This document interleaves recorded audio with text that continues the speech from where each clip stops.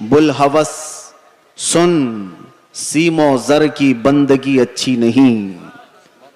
بلحوث سن، same و زر کی بندگی اچھی نہیں، ان کے در کی بھیک اچھی، سروری اچھی نہیں. ان کے در کی بھیک اچھی، سروری اچھی نہیں. آج ملتوی کیا گیا جلسہ دوبارہ اس میدان میں انعقاد پذیر ہے. غالباً آپ حضرات کو یہ معلوم ہوگا 19 تاریخ کو ہی ہمیں یہاں آنا تھا. بہت سارے لوگوں نے افواہیں بھی پھیلا دی ہوں گی کہ یہ تاریخ دیتے اور آتے نہیں ہیں. اسی لیے بیچارے جو ایئرپورٹ پر ہمیں لینے آئے تھے وہ جب تک دیکھے نہیں انہیں یقین بھی نہیں تھا. کبھی کبھار ایسے حالات پیش آ جاتے ہیں، انسانی تقاضا ہے، بشریت کا تقاضا ہے. اور میں نے پانسکورہ والوں سے کہا تھا زندگی باقی رہی تو میں خود اپنے تمام تر مصروفیات ختم کر کے چل کر یہاں ضرور آؤں گا انشاءاللہ. اور ان لوگوں کی محبت مجھے پتا ہے. چھوٹی جگہ سے لے کر آج ایک بڑے میدان میں آپ تبدیل ہو کر نظر آ رہے ہیں. لیکن مجھے بتاؤ، ایک جلسہ کینسل ہوا تھا اس سے قبل. کینسل تو نہیں، میں نہیں آ پایا تھا، لیکن دوبارہ صرف تقریباً 20 دنوں کے بعد واپس یہاں پر رکھا گیا ہے. کیا اس میں کسی چیز کی کوئی کمی آپ کو محسوس ہو رہی ہے؟ نہیں ہوگی، اور انشاءاللہ نہیں ہوگی. بلکہ میں تو یہ سمجھتا ہوں کہ روز بھی ہم میرے مصطفیٰ کی بات کریں تو کوئی کمی نہیں آئے گی. یہ دیوانوں کا ہجوم پیسوں کے لیے تھوڑی نہ آتا ہے. وہ نیتاؤں کا جلسہ نہیں ہے. یہ 500 کے نوٹوں پر جمع کر لیا جائے. یہ وہ مجمع ہے جو رات کے 12 بجے بھی اپنی گردنیں حضور کے لیے دینے کو تیار ہے. یہ نبی پاک صلی اللہ علیہ وسلم کے عاشقوں کا ہجوم ہے، جس کے لیے ہر وقت برابر کا ہوتا ہے. ہر وقت برابر کا ہوتا ہے. لوگ مجھ سے اکثر یہ کہا کرتے ہیں کہ رات کے 12 بج گئے پبلک ختم ہو جائے گی، 2 بج گئے پبلک ختم ہو جائے گی. لیکن ہم نے دیکھا جس وقت جاتے ہیں سب بھرا مجمع اسی طرح ہے. میرے عزیزو، یہ مجھے نہیں، یہ میرے مصطفیٰ کو سننے کے لیے آتے ہیں. یہ نبی پاک صلی اللہ تعالی علیہ وسلم کی محبت کی برکت ہے. اور اللہ تبارک و تعالی جب چاہتا ہے ہجوم کے دلوں کو ایک طرف متوجہ فرماتا ہے. رب تبارک و تعالی کی نعمتوں میں سے ہے. اور ایک بات میں آپ کو بتا دوں، بہت دیر سے آپ کے اس منبر پر بیٹھے تھے تو ہم دیکھ رہے ہیں کچھ چیزیں ہمیں نظر آئی، اس پر میں آپ کو عرض کرتا ہوں. لوگ یہ کہتے ہیں کہ اتنی ساری چیزیں آپ نے دیکھی، مصیبتیں، پھر بھی اسی طرح سے بولتے ہو، پھر وہی انداز کے ساتھ چلتے ہو. ڈرنا تو چاہیے کہ حالات کیسے ہیں. سارے حالات کو دیکھو اور پھر ڈر کر کے آپ اپنے اعتبار سے مصلحت کا راستہ اختیار کرو. میرے عزیزو، مصلحت اور حکمت کس کو کہتے ہیں؟ اگر نبی پاک صلی اللہ تعالی علیہ وسلم کی عزت پر بات کرنے کو، خاموشی اختیار کرنے کو مصلحت اور حکمت کہتے ہیں تو ایسی مصلحتوں کو ہم لات مارتے ہیں. یہی مصلحت نہیں ہے. اس کو بزدلی کہا جاتا ہے، مداہنت کہا جاتا ہے، نفس پرستی کہا جاتا ہے. اور اگر دنیا اس کو جرم کہتی ہے تو یہ جرم ہم ہر بار کریں گے، 100 بار کریں گے.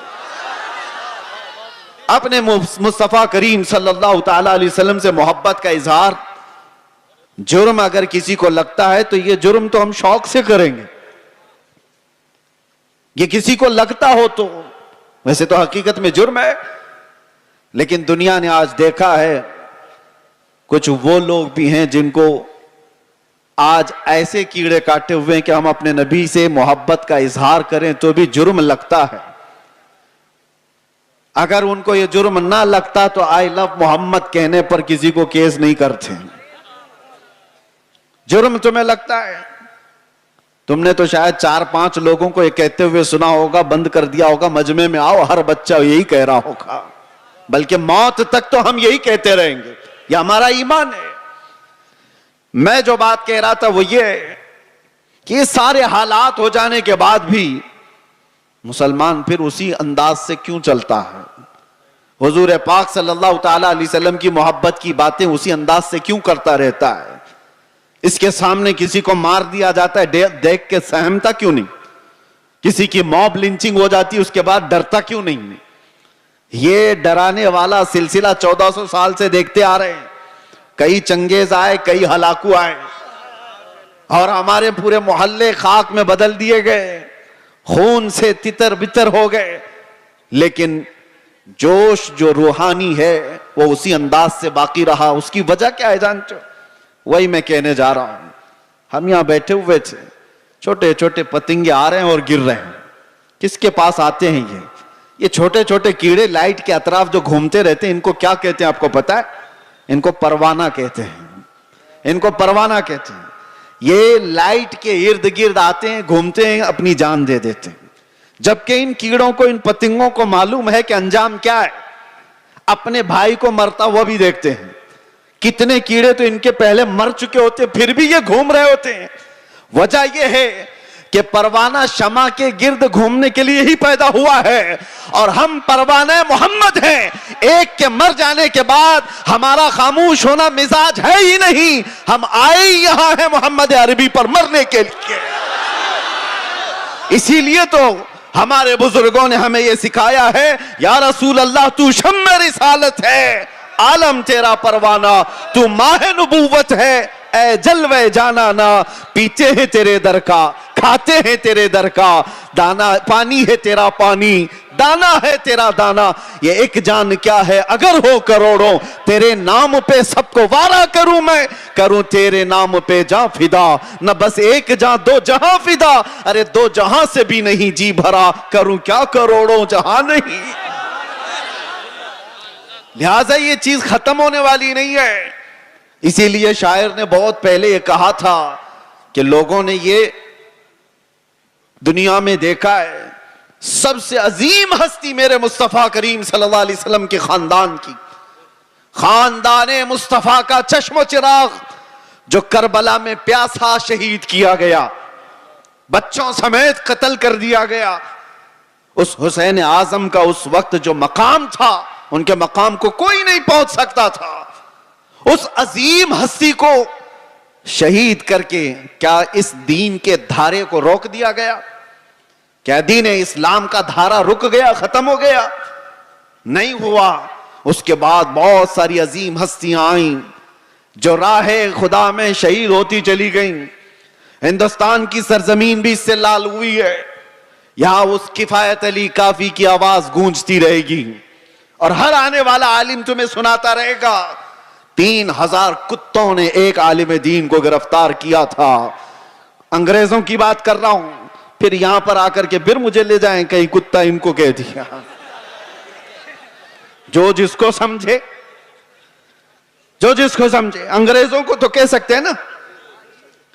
جس کے اندر میرے عزیزوں یہ بزدلی کی کیفیت تھی, اور کفایت علی کافی کو گرفتار کر کے سولی پر چڑھایا گیا تھا. جرم کیا تھا؟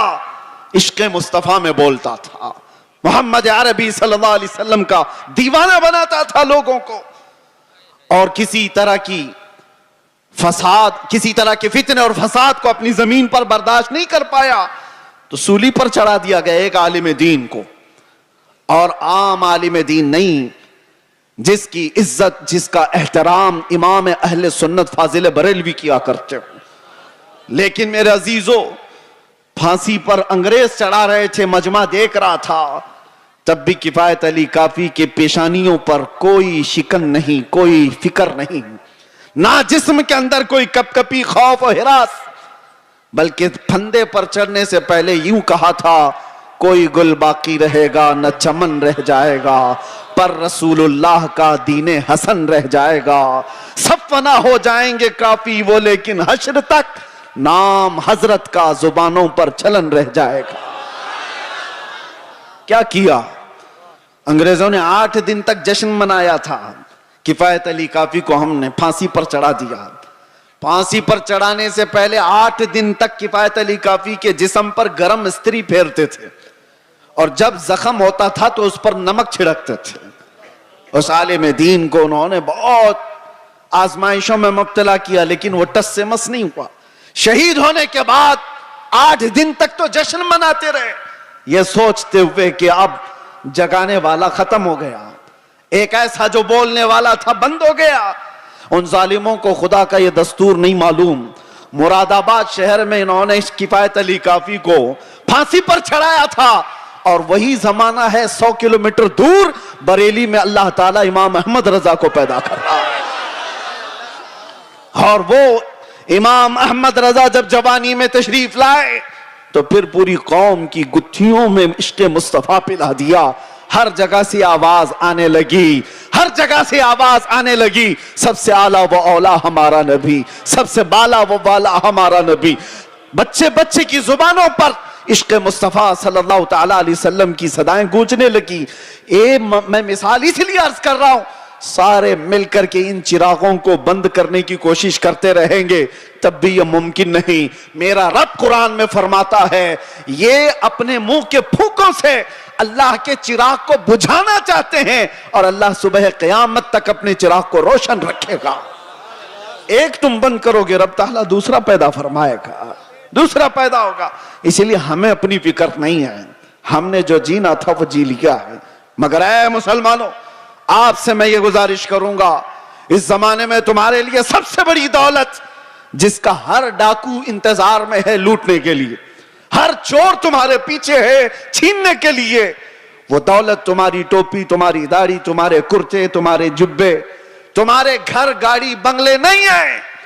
आला हजरत को सुनो, कहते हैं आंख से काजल साफ चुरा ले, यहां वो चोर बला के हैं, तेरी गठरी ताकी है और तूने नींद निकाली है। कौन सी चीज है जिसके सब चोर दुश्मन अतराफ में हैं? कौन सी चीज छीनना चाहते हैं? 100 साल पहले इकबाल ने भी इसका इशारा करके कहा था। अंग्रेज ये कहते थे, ये फाका कश मौत से डरता नहीं जरा। सबको पता है ये मौत से डरने वाली कौम है ही नहीं। हमारे कंधे पर कफन हुआ करता है। डर उसको हो जिसे लगे कि मौत के बाद अंधेरा अंधेरा अंधेरा। डर उस कौम को क्या लगे, इधर आंखें बंद हो उधर मुस्तफा का दीदार हो, उसे डर नहीं। दुनिया ये जानती है। तो अंग्रेज क्या कहते थे, ये फाका कश, भूखा रहता है, प्यासा रहता है, मौत से डरता नहीं जरा। कौन सी चीज है इसको जो निडर बनाई हुई है? कौन सी चीज है जो इसको बेखौफ बनाई हुई है? इकबाल कहते हैं, रूह मोहम्मदी इसके बदन से निकाल दो। वही कहता था अंग्रेज, रूह मोहम्मदी इसके बदन से निकाल दो। और आला हजरत भी वही कहते हैं, आंख से काजल साफ चुरा ले। आंख से काजल चुराने का मतलब क्या है? अरे ये डब्बी वाला काजल नहीं, एक मोमिन की आंख का काजल इश्क मुस्तफा हुआ करता है। मोहब्बत मुस्तफा अगर तुम्हारे पास है तो तुम्हारी आंखों का काजल है वो। और इसी के चोर अतराफ में घूम रहे हैं, इसी के चोर, इसी के डाकू। अब तो जमाना ऐसा आएगा कि लोग मुदाहनत पसंद ऐसे होंगे। मियां क्या जरूरत है ऐसी बातें करने की, क्या जरूरत है? याद रखना, ये तमाम मसलहत पसंदी को मैंने दूसरे मुल्कों में देखा है। सऊदी अरब के कई ऐसे इलाके जिन्होंने अपने बच्चों को मॉडर्नाइज करने के लिए ऑस्ट्रेलिया में, अमेरिका में बचपन से पढ़ाया, और वो बच्चे जहां से इस्लाम फैला है वापस आए हैं तो पूछते हैं, who is the Mohammad? Mohammad किसका नाम है, कौन है? मुआज़ अल्लाह रब्बिल आलमीन। अगर इसी अंदाज से जिंदगी जीने का सलीका रहा तो बच्चे यही सब चीजें सवाल करेंगे। इसीलिए मेरे मुस्तफा करीम सल्लल्लाहु अलैहि वसल्लम ने फरमाया था, अल्लिमू औलादकुम सलास खिसालिन, अपनी औलाद को 3 चीजों सिखा करके जाना। हुब्ब नबीकुम, सबसे पहली चीज अपने नबी की मोहब्बत सिखाओ। और दूसरे नंबर पर मेरे आका फरमाते हैं, वह हुब्ब अहली बैतिही, हुजूर के अहले बैत की मोहब्बत सिखाओ। वह तिलावत अल कुरान अल करीम, तीसरी चीज ये कि हर बच्चे को कुरान की तिलावत सिखा के जाओ। एक बाप की तरफ से अपने बच्चे को दिया गए ये 3 चीजें दुनिया की सबसे बड़ी नेमत है, सबसे बड़ा तोहफा है, सबसे बड़ा हदिया है। इसीलिए मेरे अजीजों, बार बार हम हर स्टेज से ये अलल एलान तुम्हें पुकार पुकार कर कहते हैं, हुजूर पाक सल्लल्लाहु ताला अलैहि वसल्लम के नाम पर कोई समझौता ना करो, कोई मसलहत पसंदी ना करो, कोई दबाव, कोई समझौता नहीं। जो जान मांगो तो जान दे दें, जो माल मांगो तो माल दे दें, मगर ये हमसे कभी ना होगा नबी का जाहो जलाल दे दें। जब तक ये सिफत तुम्हारे अंदर बाकी रहेगी, इंशाअल्लाह कोई कौम तुमको सफल